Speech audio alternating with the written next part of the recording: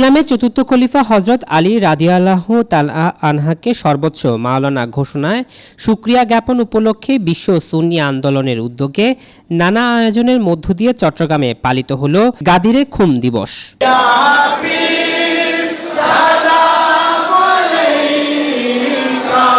সোমবার ২৪শে জুন বাদ মাগরিব নগরীর আগ্রাবাদ হাজীপাড়া সংগঠনটির চট্টগ্রাম মহানগর কার্যালয়ে এই দিবস পালন করা হয়। দিবস উপলক্ষে বিশাল এক সমাবেশের আয়োজন করে বিশ্ব সুন্নি আন্দোলন। এতে চট্টগ্রামে বিভিন্ন স্থান হতে দলে দলে লোকজন যোগদান করে। উক্ত অনুষ্ঠানে প্রধান মেহমান হিসেবে উপস্থিত ছিলেন সংগঠনের প্রধান উপদেষ্টা ২১শে পদকপ্রাপ্ত আল্লামা সৈয়দ সাইফুর রহমান নিজামী শাহ। প্রধান মেহমান তার বক্তব্যে এই দিবসের গুরুত্ব ও তাৎপর্য তুলে ধরেন।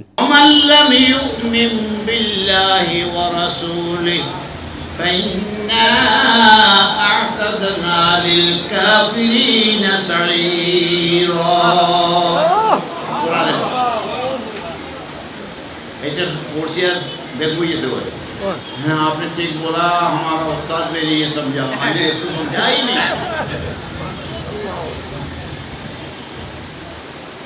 আল্লাহ কয় রসুলের না মানলে আল্লাহ এবং আল্লাহ রসুল দুজনের না মানলে ইমানদার না জাহান্নামে। আর তুমকো বেতি লা ইলাহা ইল্লাল্লাহ বিল্লাহ। মূল দিক নির্দেশনামূলক বক্তব্য রাখেন বিশ্ব সুন্নি আন্দোলন ও বিশ্ব ইনসানিয়াত বিপ্লবের প্রবর্তক আল্লামা ইমাম হায়াত। আমাকে মাওলা মানে তার মাওলা মাওলা আলী।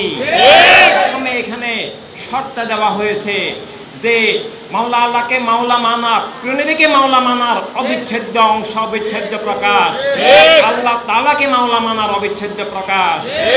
অনুষ্ঠানে সভাপতিত্ব করেন আল্লামা আরেফ শাহ। এতে আরো বক্তব্য রাখেন আল্লামা আবু আবরার চিশতি, আল্লামা শেখ রায়হান রাহবার, আল্লামা জাকির আহসান, আল্লামা আহমদ শাহ মোর্শেদ, আল্লামা হাফেজ ইলিয়াস শাহ, আল্লামা রেজাউল কাউসার, আল্লামা খাজা রাশেদ, আল্লামা এমদাদ সাইফুল, আল্লামা শেখ নাইম উদ্দিন, আল্লামা আওয়াল কাদেরী সহ আরো অনেকে।